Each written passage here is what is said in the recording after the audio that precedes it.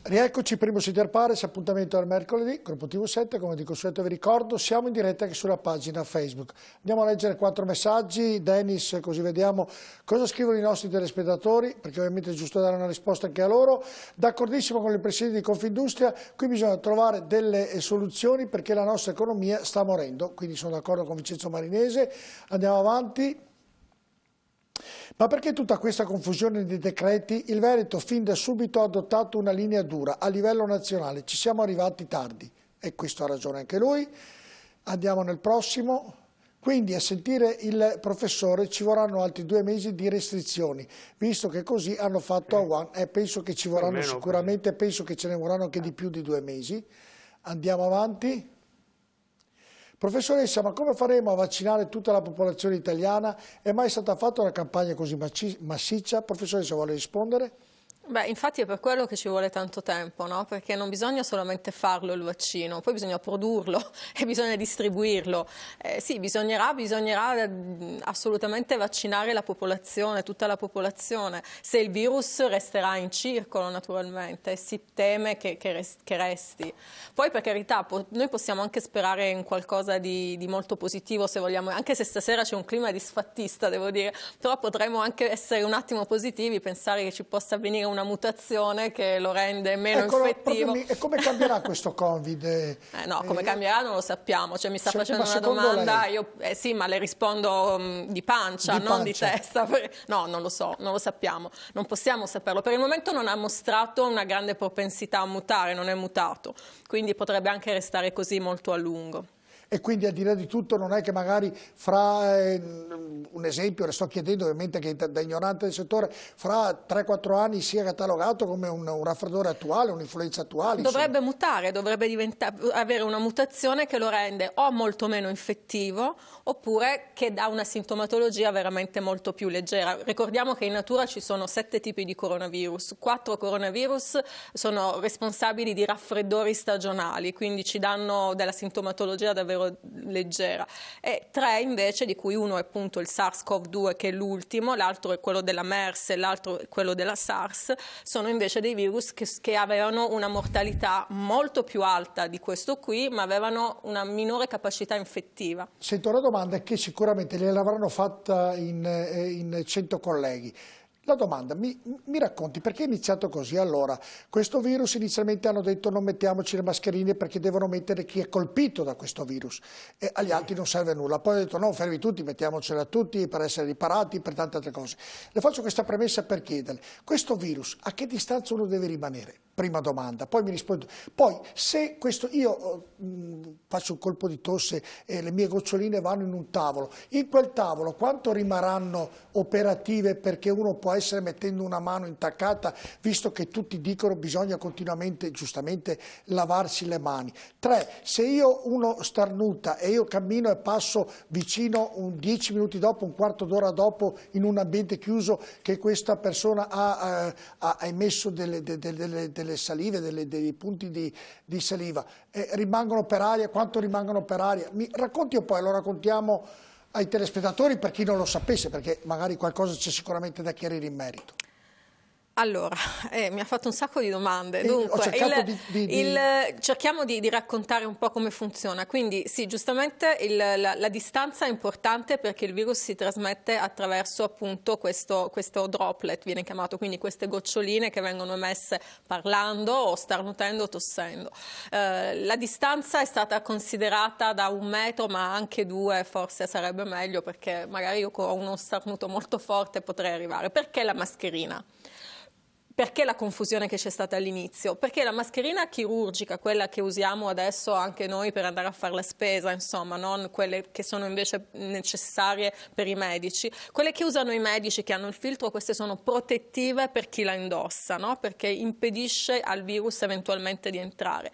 Quelle che noi adesso stiamo usando e che abbiamo consigliato in una fase successiva di utilizzare tutti quanti è proprio perché temiamo gli asintomatici, no? Allora se io non so di avere il virus, mettendo la mascherina, se vado al supermercato e faccio un colpo di tosse, magari evito di tossire sulle zucchine, cioè questo è un po' il messaggio. Ma quanto rimangono sulle zucchine non glielo so dire, ho detto no, più o meno, insomma, però sulle superfici, dipende dal tipo di superfici, possono restare diverse ore. Anche 48 ore. Anche esatto. 48 ore. Però, cioè... sì, però attenzione, perché questi sono esperimenti che sono stati fatti in condizioni controllate, non c'è la luce, non c'è una determinata umidità, quindi poi in realtà all'aperto, all'aria, il numero di ore è estremamente più basso, però alcune ore sicuramente sì. Certo, senta, asintomatico io, asintomatica mia moglie, non sappiamo. Stiamo bene tutti e due, non diamo segnali. Quanto termina il problema che noi due uscendo possiamo contagiare gli altri? Siamo asintomatici per tutta la vita o per quanto e che periodo? No, per tutta la vita no, no, è una domanda, perché se lei è asintomatico vuol dire che ha avuto l'infezione, che il suo sistema immunitario ha combattuto l'infezione e quindi è guarito. E per quanto tempo rimango che non trasmetto più ad altri il problema è che se lei è asintomatico e non ha fatto il tampone non saprà mai di esserlo. Appunto, quindi, però ammettiamo una persona che fa il tampone e scopre di essere asintomatico. Le linee guida dicono che lei dovrebbe restare almeno 15 giorni in isolamento. Quindi dopo i 15 giorni... Poi fa l'altro tampone, finiti i 15 giorni. Se il tampone è negativo, lei non è più... Le rifaccio la domanda. Io e mia moglie siamo asintomatici e non faccio il tampone perché sto bene, mia moglie sta bene. Ma lei non sa se è asintomatico non lo so, o se non appunto, ce l'ha. le sto chiedendo questo. Io sono asintomatico, metta che io sia asintomatico, non lo so, non faccio il tampone perché sto bene io, sta bene mia moglie o mia mamma, insomma, sì, con la persona con cui vivo. E quando terminerà questo fatto che noi possiamo intaccare gli altri non sapendolo, senza il tampone? Noi non sappiamo. Se io e mia moglie rimaniamo in casa 15 giorni e non andiamo fuori, rimaniamo in lei, siamo tutti e due asintomatici, dopo 15-20 giorni che usciamo, possiamo intaccare il virus ad altri? Allora, non so se ho fatto la domanda corretta. Allora, no, nel senso che 15 giorni sono il periodo minimo richiesto di isolamento per non infettare. Però ci sono un sacco di però, perché in alcuni casi invece il virus persiste per tempi più lunghi, anche parecchio più lunghi. Tipo? Perché per esempio anche 25 giorni, perché si è visto per esempio, le dico uno studio che è stato fatto nei bambini, si è visto che tampone nasale, appunto della bocca negativo, tampone rettale, quindi le feci, positivo. C'è anche questo problema, quindi il paziente, il bambino non era veramente negativo, anche se il tampone in quel momento era negativo, però facendo il tampone a livello rettale si vedeva che invece a livello delle feci il virus c'era ancora. Quindi diventa complicata la cosa? Sì, per questo bisogna stare a casa. Per questo bisogna isolarsi. Ma lei ha detto che siamo in una trasmissione drammatica, lei non ci dà notizie un po' no, io do... no, Vincenzo Marinese? Perché... No, allora, quello che dice la dottoressa, qui secondo me c'è un problema di comunicazione, nel senso che noi siamo convinti che stando a casa 15-20 giorni, se tutti stessimo a casa, tutta l'Italia si bloccasse e stesse a casa per 15-20 giorni, automaticamente il problema sarebbe risolto. E non è così quello che dice la dottoressa, perché non è detto che la tua fermentazione, ora mi viene il termine tecnico ma mi viene dopo, la tua gestazione all'interno del tuo covare la malattia abbia un punto 0 e abbia un punto 1 di ultimazione, sì, perciò i 15 giorni non sono canonici. Per esempio una persona che si ammala si considera di restare in isolamento 15 giorni dopo la scomparsa dei sintomi. Quindi capisce che certo, i tempi sono abbastanza allungati. Senta, le faccio questa domanda perché la collego con l'ospite che abbiamo poi collegato. Succede che arriverà il paziente 0, il paziente 1, succederà 2, 3, 4 mesi quando arriverà. Prima di trovare il vaccino si potranno fare manifestazioni sportive o di teatro, di spettacolo, con agglomerato di persone, con molte persone ad assisterlo, oppure dovrà cambiare anche questa metodologia finché non c'è il vaccino? Cioè, semplifico, dicono, a settembre inizieremo a giocare a porte chiuse. Tra l'altro oggi hanno rinviato, quest'anno non faranno il torneo di Wimbledon, che è uno dei tornei più famosi di tennis, e dicono praticamente dovete giocare le partite a porte chiuse, ma già il fatto di dire dovete giocare le partite a porte chiuse vuol dire che il virus c'è, esiste, e vuol dire che c'è quella paura. Il virus non può andare via così, non potrà andare via così, resterà a circolare, e infatti quello che diceva il Presidente di Confindustria, cioè che ci può essere il rebound, cioè la seconda ondata, è una cosa reale, una cosa quasi probabile, possiamo dire. E quindi avremo una vita, finché non c'è la sicurezza, molto triste. No, noi dobbiamo imparare a gestire la situazione. La prima cosa che dobbiamo fare è adesso non avere fretta,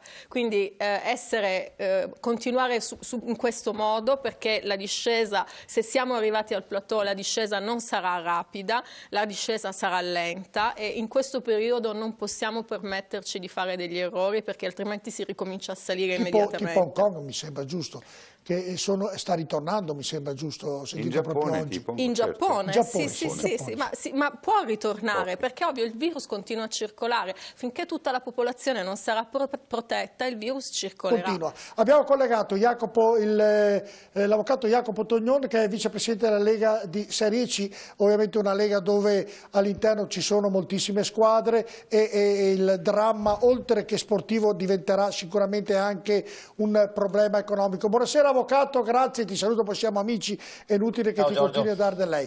Allora, hai sentito, avvocato, cosa succederà nella Lega? Oggi hanno rinviato, che sembrava impossibile, all'anno prossimo addirittura Wimbledon, lasciamo stare tutte le discipline sportive che non giocheranno, l'Europa, la UEFA ha detto non si faranno più manifestazioni internazionali, diamo priorità ai campionati, però mi sa tanto che i campionati, se non c'è sicurezza, mi sa che la vedo dura anche lì. Lei cosa mi dice? Cosa mi dice, avvocato? Innanzitutto complimenti per la trasmissione, che seguito con molto interesse, e le tematiche sono sempre ben sviluppate, quindi con i tuoi ospiti. Allora, diciamo che in questa fase storica probabilmente penso che anche alla gente in generale possa interessare relativamente dei problemi del calcio, credo sia una delle ultime cose, anche se non dobbiamo dimenticarlo che lo sport, il calcio in particolare, per la passione che muove i nostri appassionati, e lo sport in generale è un po' una sorta di calendario della nostra vita, se ci pensi, cioè tutte quelle che sono le abitudini consolidate, il rito della domenica fino alla partita insieme, eccetera, è un qualcosa che ti viene a franare forse molto di più di quanto ci si potesse aspettare. Il comparto sport in generale appunto ha avuto delle ripercussioni fortissime già da questo stop, con scelte epocali, insomma, se pensi ai giochi olimpici, solo le grandi guerre li avevano fermati, Euro 2020 è saltato al 2021. Ma quindi Jacopo, cosa avete deciso voi come Lega di Serie C? Perché ovviamente so che venerdì si troverà la federazione col presidente Caravina per prendere delle decisioni, per fare delle ipotetiche date. Ecco, voi cosa state facendo? Perché praticamente avete molte società, insomma, che dipendono da questa Lega. Dunque noi, passiamo un momento chiaramente di evidente difficoltà sotto il profilo principale, che è quello poi legato al fatto che i nostri imprenditori sono il comparto Serie C, tu lo conosci bene, è un comparto che era già in difficoltà prima, evidentemente. Questo rischia di essere il colpo di grazia alla Serie C come la ricordiamo e come si è sviluppata quest'anno, perché è vero, fino a quando si giocava regolarmente si sviluppava dopo tanti anni finalmente in sicurezza, almeno questo erano l'andamento della stagione, che per 2/3 circa era conclusa. Venerdì abbiamo anche l'assemblea dei nostri 60 club alle 11, venerdì 3 aprile, sarà un momento molto delicato, molto complesso. Lo scenario al momento è difficile da predire. Quello che ti posso dire è che sia in ambito UEFA, sia in ambito delle federazioni nazionali e a cascata fino alla Lega Pro, quindi comunque l'ultima Lega professionistica, l'intenzione è quella di portare a termine i tornei. Se mi dici quando, ovviamente non ti so dare una risposta in questo momento. Però mi sembra... non dipende da noi. Certo, Jacopo, però mi sembra, Jacopo, che gli scienziati, i virologi, gli immunologi e tant'altro hanno detto chiaro e tondo: guardate signori che questo problema durerà un anno, c'è poco da stare qui a giocarci o no. Ecco, anche il ragionamento che le varie federazioni, le varie leghe, non solo quelle del mondo del calcio, ma quelle sportive, dove sicuramente io ho previsione addirittura, Jacopo, che nel settore dilettantistico spariranno in Italia 3.000 società, non una, 3.000, ti do dei numeri, parlo dilettantismo, non a livello professionale. Penso di più. Ecco, ancora di più, ancora peggio. Cioè sparirà il mondo sportivo di tante attività dove lo sport è sicuramente un posto di ritrovo, di educazione, di tant'altro, quindi la situazione è drammatica. Ecco, non potete fare una previsione, fare un progetto, un programma che dia tempo agli scienziati di darvelo e di decidere per l'anno prossimo, perché a un certo punto bisogna avere anche coraggio anche qui, Jacopo, è inutile qui dire certo che sì. riprendiamo a maggio con gli stadi vuoti, con gli stipendi, i giocatori che non li riceveranno più. Poi Marinese, so che lei deve fare le solite 3 domande. Non si può riprendere se non ci sono le condizioni di salute e sicurezza. Non si riprende se non ci sono situazioni di salute e sicurezza. Ecco, Vincenzo Marinese, il calendario guarda, il governo. Non so se conosce Vincenzo Marinese. Sì, ci conosciamo con Vincenzo, certo. Era presidente del Venezia. Ciao. Sì, mi ricordo perfettamente, certo. Stavi dicendo, Jacopo? Dico che il calendario lo detta il governo, lo detta ovviamente l'Istituto Superiore della Sanità, lo dettano gli scienziati e a cascata il mondo dello sport, CONI, le federazioni, e noi siamo l'ultima ruota del carro, siamo quelli che porteremo il pallone in campo quando un domani potrà finalmente rotolare. Ma ecco, la percezione non è, Jacopo, scusami, proprio in virtù di quello che stai dicendo, che il pallone, dopo tutte le persone che hai detto che dovranno prendere le decisioni, verrà molto avanti, sarà una ripresa, non so io, se entro fine anno si potrà fare con una minima sicurezza, perché non puoi mandare gente allo stadio, una sedia sì, una no, una sì, una no, e con le mascherine. Dunque, tu sai che ovviamente il nostro mondo, comunque il mondo del calcio, è un mondo che ha purtroppo, per fortuna, un numero enorme di appassionati, insomma in tutto il mondo, non solo in Italia ovviamente, e ha degli interessi economici importanti che vanno in qualche modo tutelati e in ogni caso rimodulati a quella che è l'emergenza sanitaria in atto. Ti ripeto, l'idea o comunque il tentativo, e poi perché per carità dopo gli altri dicevano ad impossibile nemotenetur, no? Quindi noi cerchiamo, abbiamo fatto 1000 piani A, piani B, piani C, ripresa, non ripresa, si inizia a maggio, giugno, luglio. Io ti dico, per me si può giocare anche tutta l'estate, si può terminare la stagione 19-20 anche in autunno, guarda. L'ideale sarebbe portarla a compimento con i suoi verdetti. Tutto il resto può essere riformulato e rimodulato. Ti ricordo che avremo anche un mondiale di calcio autunnale 2022, potremmo addirittura pensare che la stagione 2020-2021 diventi una stagione come nei paesi nordici, che si gioca da marzo a settembre invece che da settembre a... Sempre che la scienza... Siamo aperti a qualunque tipo di ipotesi. Sempre che la scienza vi dia il permesso assieme al... Sempre che la scienza dia il permesso. Vincenzo Marinese, volevi fare delle domande a Jacopo? No, io Jacopo, allora, se posso inserirmi in questa cosa qui. Potete fare quello che volete. Allora, il problema di Lega Pro, per dare due numeri, un campionato di Lega Pro costa, bene o male, voto per pieno, dai 4 milioni ai 7 milioni di euro. Questo è il costo per una società di calcio. E la Lega Pro è fondamentale perché diventa fucina anche per il settore giovanile delle squadre di Serie A e di Serie B che vanno a giocare in Lega Pro. Perciò la Lega Pro non è tanto un modo per far crescere le società di calcio, ma invece è quel campionato che mette in condizione i professionisti di diventare dei campioni, grazie al fatto che poi alla fine le squadre di Serie A e Serie B li valorizzano. Qua ci sono per la Lega Pro 3 temi. Lo sapevo che c'erano i 3 temi, lo sapevo. Ma ti ringrazio di questa bella premessa, Vincenzo, perché questa cosa qui, sì, ma aspetta, ripetila un'altra volta, Jacopo, e falla capire. Bene, perché è esattamente questo il tema. Con tutti gli ospiti ha 3 temi. Prego, Vincenzo, prego. Perché il 3 è il numero perfetto. No, ha 3 temi, non ne ha uno, 3. Mi vengono così, ma te li dico così a braccio, non ci ho neanche pensato, perché non è sintomatico, è sintomatico del numero 3. Allora, il primo tema riguarda gli incassi degli stadi. Non sono così importanti per una squadra di Lega Pro perché si aggirano a 400, 400, 500 mila euro e tutto grasso che cola, e con gli sponsor è un piano. Il secondo tema invece riguarda la rimodulazione delle fiduzioni e degli oneri di gestione. perché uno degli elementi è la rimodulazione. Il terzo tema riguarda i compensi dei giocatori, che nella Lega Pro hanno un impatto rilevante, perché su 5-6 milioni di euro, vuoto per pieno, l'80% sono costi di mantenimento della prima squadra e poi il settore giovanile e tutto quello. Però, quindi bisogna inevitabilmente, se si vuole salvare la Lega Pro, no, sono il computer che fa, prego. Se si vuole salvare la Lega Pro, che è quella fucina che fa diventare i giovani i grandi campioni, bisogna rimodulare almeno per 3 anni i compensi ai giocatori attraverso dei contributi che soltanto la Serie A può dare alla Lega Pro, se no la Lega Pro sparisce.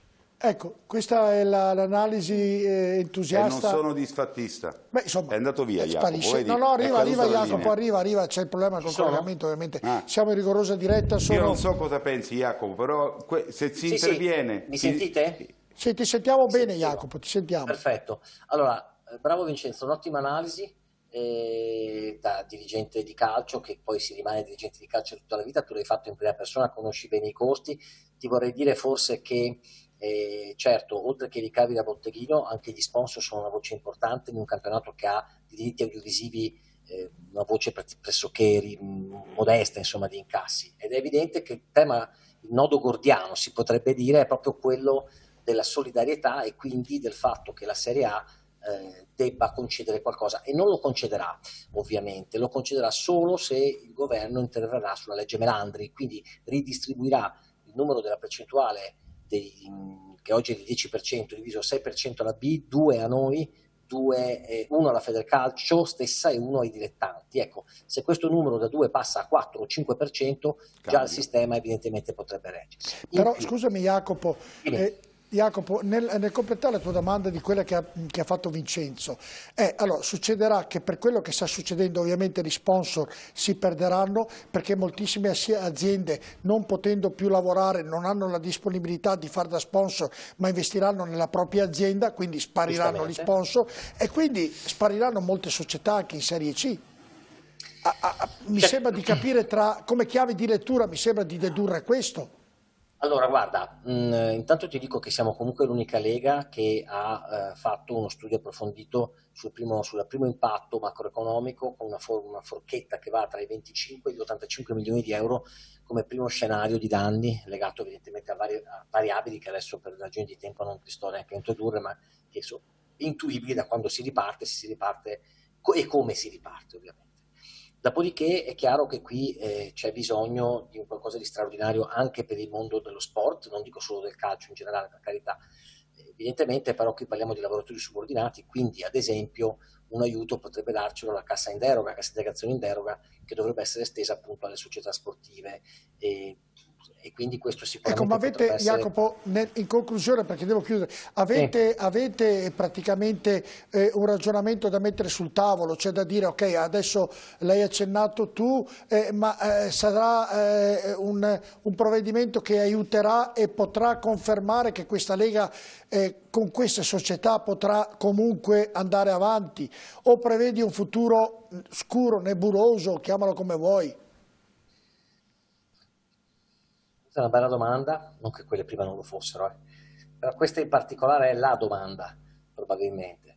La mia impressione è che questa, senza adesso fare inutile retorica, però è evidente che siamo in uno stato di crisi molto forte, c'è una situazione di sofferenza già pregressa, quindi questo, ripeto, come ti dicevo all'inizio, potrebbe essere, non dico il colpo di grazia, ma qualcosa che si avvicina a questo. Allora, un'idea potrebbe essere anche quella finalmente di fare la riforma dei campionati, che peraltro la proposta di ieri del Presidente Gravina riprende una mia idea ancora di... Madre Natura ha deciso che su questo. Ecco, una sorta di selezione naturale, cioè la C unica, quello che io ho sempre pensato, a me è un'idea che piace, ha 20 squadre, quindi come campionato nazionale, per poi fare una sorta di semi-pro, che può essere una D di elite, può essere una sorta di vecchia C2, ma comunque evidentemente... Ma tu sei, in conclusione Jacopo, sei ottimista o no? Su che cosa in particolare? Se sei ottimista di questo mondo sportivo, dopo quello che sta succedendo, ovviamente, che non è colpa di nessuno, è colpa di qualcuno che ha deciso di far intervenire queste bombe, ecco, sei positivo nell'ambito sportivo, ovviamente è l'ambito che ti compete. evidentemente, adesso che io sono un ottimista di natura, quindi voglio dire, sento che troveremo nuove opportunità, ne usciremo più forti e quindi avremo l'opportunità di riprenderci e sarà veramente un momento emozionante, una grande festa quando di nuovo saremo tutti insieme a gioire delle nostre passioni. Con questa premessa ti dico però che c'è il fenomeno temporale che è la vera incognita, e ovviamente ogni giorno che passa più il danno aumenta, più la difficoltà aumenta. Il problema temporale uccide. Il problema temporale è quello che fa danni, ovviamente fa grandissimi danni. Il temporale ormai è andato, l'ha detto Conte oggi col decreto. Quando sospende gli allenamenti non è che tu riprendi a giocare. Cioè, no, dico problema temporale, dico sì, nel senso intendevo dire quando torneremo a regime, ecco, ma lo sport, il calcio forse anche in particolare, sarà l'ultima delle filiere che riparte, perché come tutto il voluttuario, al di là poi delle ragioni di sicurezza pubblica accennate, perché evidentemente gli assembramenti... Partiranno sport singoli, certo.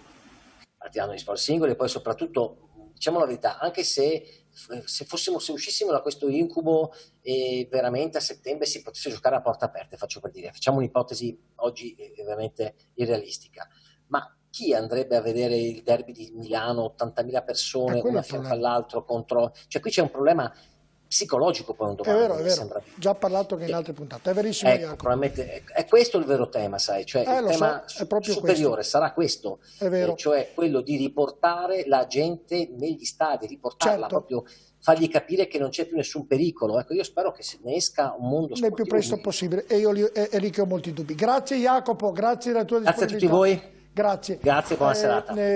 Settimo Gottardo, dottoressa, professoressa e anche ma avete mai pensato 6 mesi fa che succedesse questa roba qui? Lei nella sua vita, Settimo Gottardo, che ne ha vissute, è stato un politico, ha lavorato al Senato, è stato sindaco, dunque è stata una persona che con la comunità ha lavorato. Nella sua vita avrebbe mai pensato che succedesse quello che sta succedendo ora? Perché molto probabilmente non ci rendiamo nemmeno conto, forse le guerre, non lo so, le guerre erano diverse, però non ci rendiamo conto. Ma la domanda poi, che concludo, che è per tutti, cosa ne sarà domani da un problema psicologico? Il problema che poi ho il terrore che sarà una cosa molto lunga, come ci dicono tutti di stare tranquilli, passerà, ma in che tempo passerà? E poi cosa succederà? Se cambierà il nostro stile di vita, se io domani la vedo non posso più darle la mano e non posso più abbracciare la persona cara, baciare la persona cara, cioè devo stare, no, stai attenta che non mi attacchi, vivo con questo incubo tutta la mia vita, vivrò così. Non ci sarà più un divorzio e una separazione, non si tradirà più. No, molto. Caro mio Borile, molto di più, sarà peggio di come noi la immaginiamo. Io da questo punto di vista sono abbastanza preoccupato e sono pessimista, perché tra l'altro ho appena letto qui nel mio telefonino una news di queste ore che Hong Kong, la città autonoma di Hong Kong, aveva interrotto la quarantena 2 settimane fa, ritornata alla normalità. L'abbiamo detto prima. Ecco, c'è stato questo fenomeno di cui accennava prima qua il nostro amico presidente Marinese, è un rebound per cui adesso l'hanno richiusa. In queste ore stanno richiudendo tutta Hong Kong.